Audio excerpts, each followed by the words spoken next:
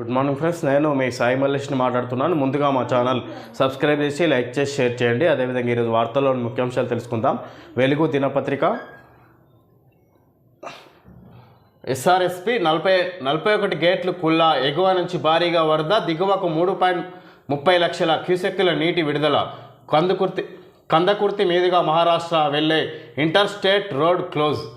శ్రీరామ్ సాగర్ 41 గేట్లు తెరవడంతో దిగువకు వెళ్తున్న నీరు. విధంగా ఇక్కడ అధిక వర్షాల కారణంగా ఎగువ నుంచి నీరు ఎక్కువ మొత్తంలో రావడంతో ఇక్కడ ఎస్ఆర్ఎస్పి గేట్లు 41 గేట్లు కుల్లా మొత్తం గేట్లు తెరిచినట్టుగా చూసుకోవచ్చు. ఇక్కడ దిగువకు 3.30 లక్షల క్యూసెక్కుల నీటి విడుదల. కందకుర్తి మీదుగా మహారాష్ట్ర వెళ్లే ఇంటర్ స్టేట్ రోడ్ క్లోజ్ అయింది. మొత్తం ఇక్కడ ప్రాజెక్టు నిండిపోవడంతో ఖమ్మంలో బురదతో నిండిన ఇళ్లను పరిశీలిస్తున్న సీఎం రేవంత్, మంత్రి పొంగులేటి. మహబూబాబాద్ జిల్లా మరిపెడ మండలం పురుషోత్తమాయగూడెం వద్ద దెబ్బతిన్న రోడ్డు. ఈ విధంగా అత్యధిక వర్షాల కారణంగా ఇక్కడ చెరువులు కుంటలు తెగిపోవడంతో ఇక్కడ గ్రామాల్లోకి నీరు చేరినాయి. అదేవిధంగా ఈ వర్షాల కారణంగా వరదల కారణంగా కొంతమంది మృతి చెందారు. అదేవిధంగా ఇండ్లన్నీ మునిగిపోవడంతో ఎక్కువ మొత్తంలో తీవ్ర నష్టానికి గురైనట్టుగా చూసుకోవచ్చు. ఇక్కడ ఖమ్మం జిల్లా ముఖ్యంగా ఎక్కువ నష్టపోయినట్టుగా చూసుకోవచ్చు వరదల కారణంగా. ఊహ వచ్చినప్పటి నుంచి ఇంత వర్షాన్ని వరదను చూడలేదని మున్నేరు ముంపు ప్రాంతాల్లోని 70-80 ఏండ్ల వృద్ధులు చెప్తున్నారు. బాధితులకు ప్రభుత్వం ఎంత చేసినా తక్కువే, వారికి అన్ని విధాలా అండగా ఉంటాం, మాకు ప్రజా ప్రయోజనాలే ముఖ్యం. వర్షాలు ప్రారంభమైనప్పటి నుంచి మంత్రివర్గ సహచరులు, అధికారులు చాలా బాగా పనిచేస్తున్నారు. పొరుగు రాష్ట్రంలో ప్రతిపక్ష నేత కూడా వరద ప్రాంతాల్లో తిరుగుతున్నాడు. ఇంతటి విపత్కర పరిస్థితుల్లో మన రాష్ట్రంలో ప్రధాన ప్రతిపక్ష నేత కేసీఆర్ మాత్రం ఫామ్ హౌస్లో విశ్రాంతి తీసుకుంటున్నాడు. ఫ్రెండ్స్తో కలిసి కేటీఆర్ అమెరికాలో ఎంజాయ్ చేస్తూ ప్రజాక్షేత్రంలో ఉన్న మంత్రులను, ప్రభుత్వ యంత్రాంగాన్ని బదనాం చేస్తున్నాడు సీఎం రేవంత్ రెడ్డి. విధంగా ఇక్కడ ఊహ వచ్చినప్పటి నుంచి ఇప్పటి వరకు ఇంత తీవ్ర నష్టం ఎప్పుడు జరగలేదని అక్కడ ఉన్న వృద్ధులు చెప్తున్నారు అన్నట్టుగా ఇక్కడ సీఎం రేవంత్ రెడ్డి తెలియజేశారు. అదేవిధంగా మేము ఇంతటి వర్షాల కారణంగా ఇక్కడ మంత్రులు, మా ఎమ్మెల్యేలు తిరిగి ఇక్కడ పంట నష్టాన్ని, ఈ విధంగా బాధితులను పరామర్శిస్తున్నారు. ఇక్కడ వరదల కారణంగా ముంపు ప్రాంతాలను పరామర్శిస్తున్నారు. ఇక్కడ ప్రతిపక్ష నేతలు, ఇతర రాష్ట్రాల్లో ప్రతిపక్ష నేతలు కూడా పరామర్శిస్తున్నారు. కానీ మన రాష్ట్రంలో మాత్రం కేసీఆర్ ఫామ్ హౌస్కే పరిమితమైంది. అదేవిధంగా కేటీఆర్ విదేశాలలో జల్సాలు చేస్తున్నాడు స్నేహితులు కలిసి అన్నట్టుగా ఇక్కడ సందర్భంగా సీఎం రేవంత్ రెడ్డి మాట్లాడినట్టుగా చూసుకోవచ్చు. పంట నష్టం కింద ఎకరాకు 10,000, బాధితులను అన్ని విధాలా ఆదుకుంటాం సీఎం రేవంత్. మృతుల కుటుంబాలకు 5 లక్షల పరిహారం, పాడి పశువులు చనిపోతే 50,000. మున్నేరు వరద బాధితులకు తక్షణ సాయం కింద 10,000. ఎన్డీఆర్ఎఫ్ తరహాలో తెలంగాణ డిజాస్టర్ రెస్పాన్స్ ఫోర్స్ ఏర్పాటు. వరద టైంలో బురద రాజకీయాలు మానుకోవాలని బీఆర్ఎస్కు హితవు. సీఎంఆర్ఎఫ్కు విరాళాలు ఇవ్వాలని దాతలకు రిక్వెస్ట్. ఖమ్మం, సూర్యాపేట వరద ముంపు ప్రాంతాల్లో పర్యటించిన సీఎం. వర్షాలు వరదలతో దెబ్బతిన్న ప్రజలను ప్రభుత్వం అన్ని విధాలుగా ఆదుకుంటుందని సీఎం రేవంత్ రెడ్డి భరోసా ఇచ్చారు. పంట నష్టం కింద ఎకరాకు 10,000 చొప్పున పరిహారం ఇస్తామని ఆయన ప్రకటించారు. ఇండ్లు కూలిపోయిన బాళ్లకు ఇందిరమ్మ స్కీమ్ కింద ఇండ్లు మంజూరు చేస్తామన్నారు. వర్షాలు వరదలతో చనిపోయిన వారి కుటుంబాలకు గతంలో ఉన్న 4 లక్షల పరిహారాన్ని 5 లక్షలకు పెంచుతామని తెలిపారు. విధంగా ఇక్కడ పంట నష్టం కింద ఎకరానికి 10,000 ఇస్తున్నారు. ఎక్కడైతే వర్షాల కారణంగా ముంపుకు గురై పంట నష్టానికి గురైందో ఆ రైతులందరికీ ఇక్కడ ఎకరానికి 10,000 కింద నష్టపరిహారం అందజేస్తున్నట్టుగా చూసుకోవచ్చు సీఎం రేవంత్ రెడ్డి. అదేవిధంగా ఇక్కడ మృతుల కుటుంబాలకు ఇంతకుముందుకు 4 లక్షల పరిహారం ఉంటే దాన్ని 5 లక్షలు చేసి మృతుల కుటుంబాలకు 5 లక్షల పరిహారాన్ని కూడా ఇస్తున్నట్టుగా సందర్భంగా చూసుకోవచ్చు. అదేవిధంగా వరదల కారణంగా ఇండ్లు కూలిపోయిన వారికి ఇందిరా స్కీమ్ కింద ఇక్కడ ఇందిరమ్మ స్కీమ్ కింద ఇండ్లు కూడా మంజూరు చేస్తారంట. కూలిపోయిన ఇండ్లు ఎవరైతే వరదల కారణంగా కూలిపోయినా వాళ్ళందరికీ ఇందిరమ్మ స్కీమ్ కింద ఇండ్లు కూడా మంజూరు చేస్తామన్నట్టుగా సీఎం రేవంత్ రెడ్డి చెప్పుకొచ్చారు. అదేవిధంగా ఇక్కడ బాధితులకు 10,000 నష్టపరిహారం, మృతుల కుటుంబాలకు 5 లక్షలు, అదేవిధంగా పంట నష్టం కింద ఎకరాకు 10,000 ఈ విధంగా రాష్ట్ర ప్రభుత్వం అందిస్తున్నట్టుగా చూసుకోవచ్చు. ఇక్కడ నష్టపోయిన బాధితులకు వారంలో మరో అల్పపీడనం. రాష్ట్రానికి మళ్ళీ భారీ వర్షాల ముప్పు. ప్రస్తుతానికి తెరిపినిచ్చిన వర్షాలు. ఉత్తర తెలంగాణకు 2 రోజులు ఎల్లో అలర్ట్. నష్టం 5,000 కోట్లు, వెంటనే 2,000 కోట్లు ఇవ్వండి, జాతీయ విపత్తుగా ప్రకటించండి. ప్రధాని నరేంద్ర మోడీకి సీఎం రేవంత్ లేఖ. వరద ప్రాంతాల పరిశీలనకు రావాలని విజ్ఞప్తి.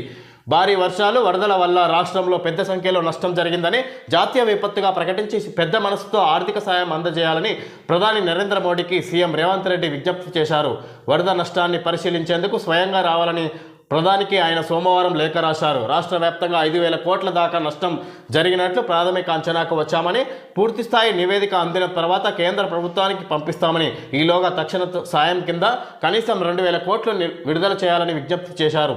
రాష్ట్రానికి కేంద్రం నుంచి సాయం అందేలా కేంద్ర మంత్రులు కిషన్ రెడ్డి, బండి సంజయ్ కృషి చేయాలని ఆయన కోరారు. ఖమ్మం నయా బజార్లో బురదమయమైన ఇంటి సామాను, వారంలో మరో అల్పపీడనం, రాష్ట్రానికి మళ్ళీ భారీ వర్షాల ముప్పు. ప్రస్తుతానికి తెరపినిచ్చిన వర్షాలు ఉత్తర తెలంగాణకు 2 రోజులు ఎల్లో అలర్ట్. ఈ విధంగా నష్టం 5,000 కోట్లు. ఈ విధంగా వెంటనే 2 లక్షల కోట్లు ఇవ్వండి, జాతీయ విపత్తుగా ప్రకటించండి. ప్రధాని నరేంద్ర మోడీకి సీఎం రేవంత్ లేఖ వరద ప్రాంతాల పరిశీలనకు రావాలి. ఈ విధంగా ఇక్కడ 5,000 కోట్లు వచ్చింది. ఇక్కడ వరదల కారణంగా, వర్షాల కారణంగా అన్నట్టుగా సీఎం రేవంత్ రెడ్డి అంచనా వేసి తెలియజేసినట్టుగా చూసుకోవచ్చు. అదేవిధంగా ఇక్కడ తక్షణ సాయం కింద తెలంగాణ రాష్ట్రానికి కేంద్ర ప్రభుత్వం 2,000 కోట్లు మంజూరు చేయాలన్నట్టుగా సీఎం రేవంత్ రెడ్డి కోరుతున్నారు. అదేవిధంగా తెలంగాణ రాష్ట్రానికి వచ్చి పరామర్శించాలన్నట్టుగా ఇక్కడ ప్రధానమంత్రి నరేంద్ర మోడీని కోరుతున్నట్టుగా చూసుకోవచ్చు సీఎం రేవంత్ రెడ్డి. ఇక్కడ ఉన్న సమస్యలను తెలుసుకొని వెంటనే తక్షణ సాయం కింద ఇక్కడ 2,000 కోట్లు మంజూరు చేయాలి, దీన్ని జాతీయ విపత్తుగా ప్రకటించాలి కేంద్ర ప్రభుత్వం అన్నట్టుగా ఇక్కడ సీఎం రేవంత్ రెడ్డి మాట్లాడుతున్నారు. అదేవిధంగా ఇక్కడ కేంద్ర ప్రభుత్వం సహాయం వెంటనే అందించే విధంగా కేంద్ర మంత్రులు, బీజేపీ కేంద్ర మంత్రులు కిషన్ రెడ్డి, బండి సంజయ్లు కేంద్ర ప్రభుత్వాన్ని కోరాలి అన్నట్టుగా ఆయన తరపున ఈ విధంగా సీఎం రేవంత్ రెడ్డి మాట్లాడుతున్నట్టుగా చూసుకోవచ్చు. హాస్పిటల్లో పోలీస్ అవుట్ పోస్టులు, డాక్టర్లపై దాడులు చేస్తే కఠిన చర్యలు. మంత్రి Damodara Rajanarasimha. Prevention of violence act కింద కేసులు, రాత్రిపూట షీటీఎంస్తో పెట్రోలింగ్, పోలీస్ స్టేషన్లకు సీసీ కెమెరాల అనుసంధానం, ప్రతి ఆసుపత్రిలో సేఫ్టీ కమిటీ ఏర్పాటు చేయాలని సూచన. హాస్పిటల్స్లో పోలీస్ అవుట్ పోస్టులు, ఈ విధంగా ఇక్కడ జూనియర్ డాక్టర్లపై, ట్రైనింగ్ డాక్టర్లపై జరుగుతున్న ఆగాయత్యాల కారణంగా ఇక్కడ హాస్పిటళ్లపై ఇక్కడ పోలీసు అవుట్ పోస్టులు పెట్టాలన్నట్టుగా ఇక్కడ రాత్రిపూట స్పెషల్ టీమ్స్ హాస్పిటల్కి అనుసంధించాలి, దానికి సంబంధించి సీసీ కెమెరాలను పోలీస్ స్టేషన్కు అనుసంధానంగా ఏర్పాటు చేయాలన్నట్టుగా ఇక్కడ దామోదర రాజనరసింహ వైద్య ఆరోగ్య శాఖ మంత్రి ఈ విధంగా ట్రైనింగ్ డాక్టర్లకు సంబంధించి ఈ విధంగా హాస్పిటల్కి సంబంధించి చర్యలు తీసుకుంటున్నట్టుగా ఆయన ఆదేశాలు జారీ చేసినట్టుగా చూసుకోవచ్చు. ప్రివెన్సివ్ ఆఫ్ వయోలెన్స్ యాక్ట్ కింద కేసులు నమోదు చేయాలి, వాళ్ళపై జరిగిన అఘాయిత్యాలకు ఏదైనా నేరాలు జరుగుతాయి అన్నట్టుగా కూడా ఆయన మాట్లాడుకొచ్చారు. 2 రోజుల్లో అల్లకల్లోలం, తెగిన చెరువులు, కుంటలు, కొట్టుకుపోయిన రోడ్లు, నీట మునిగిన ఊర్లు, జలమయమైన కాలనీలు, విరిగిన చెట్లు, స్తంభాలు, తెగిపడిన కరెంటు తీగలు, కూలిన 1000కి పైగా ఇండ్లు, 20 మందికి పైగా మృతి, పునరావాస కేంద్రాలకు 5,000 మంది తరలింపు, 4.15 లక్షల ఎకరాల్లో పంట నష్టం. మహబూబాబాద్ జిల్లా నరసింహులపేటలో వరద దాటికి పొలంలో వేసిన ఇసుక మేటలు. భారీ వర్షాలు, వరదలు రాష్ట్రాన్ని అతలాకుతం చేశాయి. కేవలం 2 రోజుల వ్యవధిలో 5,438 కోట్ల నష్టాన్ని మిగిల్చాయని రాష్ట్ర ప్రభుత్వం ప్రాథమికంగా అంచనా వేసింది. వరదల కారణంగా ఇప్పటి వరకు 20 మందికి పైగా మృతి చెందినట్లు సర్కారుకు సమాచారం అందింది. వరదలతో నిరాశ్రయులైన 5,774 మందిని పునరావాస కేంద్రాలకు ప్రభుత్వం తరలించింది. పలు జిల్లాల్లో వానలు, వరదలు పెను బీభత్సం సృష్టించాయి. మహబూబాబాద్, ఇతర జిల్లాల్లో రోడ్లు నామరూపాలు లేకుండా కొట్టుకుపోయాయి. చెరువులకు గండ్లు పడి ఆ నీళ్లు వాగుల్లో చేరి వంతెనలు తెగిపోయాయి. ఈ విధంగా 2 రోజుల్లో అల్లకల్లోలమైంది రాష్ట్రం మొత్తం మీద. ఖమ్మం, వరంగల్ జిల్లాలు ఈ విధంగా రోడ్లు కొట్టుకుపోయినా ఈ విధంగా తీవ్ర పంట నష్టం జరిగింది. రాష్ట్ర వ్యాప్తంగా 5,774 మంది 5,438 కోట్ల నష్టాన్ని మిగిల్చాయని రాష్ట్ర ప్రభుత్వం అంచనా వేసింది. ఈ విధంగా ఇక్కడ 2 రోజుల్లో తీవ్ర పంట నష్టం, అదేవిధంగా అనేక మంది 20 మంది మృతి చెందారు వరదల కారణంగా, వర్షాల కారణంగా. అదేవిధంగా బాధితులు ఇండ్లను కోల్పోయారు. ఈ విధంగా చాలా అనేక ఇబ్బందులు ఎదుర్కొన్నారు అన్నట్టుగా చూసుకోవచ్చు. 2 రోజుల్లో ఈ విధంగా అల్లకల్లోలమైంది రాష్ట్రం అన్నట్టుగా చూసుకోవచ్చు వర్షాల కారణంగా. హైదరాబాద్ విజయవాడ హైవేపై రామపురం క్రాస్ రోడ్డు వద్ద దెబ్బతిన్న బ్రిడ్జిని పరిశీలిస్తున్న మంత్రి ఉత్తమ్ కుమార్ రెడ్డి. మంత్రులంతా ముంపు ప్రాంతాల్లోనే 3 రోజులుగా బాధితులకు సహాయ చర్యలు, ఎప్పటికప్పుడు అధికారులతో సమీక్షలు, పరిస్థితిపై అంచనా, అన్ని ప్రభుత్వ శాఖలను కలుపుకొని ముందుకు. వర్షాలు, వరదలతో అవస్థలు పడుతున్న బాధితులకు మంత్రులు అండగా ఉంటున్నారు. అధైర్యపడొద్దని భరోసా ఇస్తున్నారు. రాష్ట్రంలో శనివారం నుంచి వర్షాలు మొదలవగా పరిస్థితిని గమనించిన మంత్రులు తమ ఇతర పర్యటనలు రద్దు చేసుకొని జనంలోనే ఉంటున్నారు. బాధితులకు కావాల్సిన సహాయ చర్యలను పర్యవేక్షిస్తున్నారు.